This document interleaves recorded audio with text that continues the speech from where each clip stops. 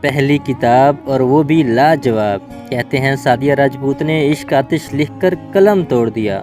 او ایک داستان سناتا ہوں، داستان عشق، داستان ملیحہ اور وجدان۔ تو نور الہدا کا کیا؟ نور الہدا ایک لڑکا جو محبت میں برباد ہو کر بھی سنبھل گیا، دوسرا اس کے عشق میں سنبھل کر بھی برباد ہو گیا۔ تم ابھی سے اداس ہو رہے ہو، کہانی تو ابھی باقی ہے۔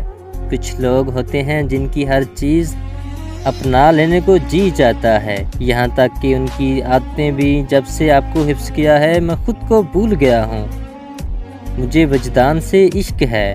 تم سفید رنگ مت پہنا کرو، اس رنگ میں تم اتنی پیاری لگتی ہو کہ ڈر لگتا ہے تمہیں نظر نہ لگ جائے۔ ہائے وہ پیشے کا وکیل لڑکا اپنی محبت کا مقدمہ ہار گیا۔ میں مر جاؤں گی بابا جان، مر جاؤ۔ اگر مر جاؤ گی تو تمہیں اپنے کندھوں پہ اٹھا کر اپنے ہاتھوں سے دفنا کراؤں گا۔ ملیحہ مر گئی۔ میں عمریں گزار سکتا ہوں، میں خود کو ہار سکتا ہوں، میں خود کو ہار آیا ملیحہ۔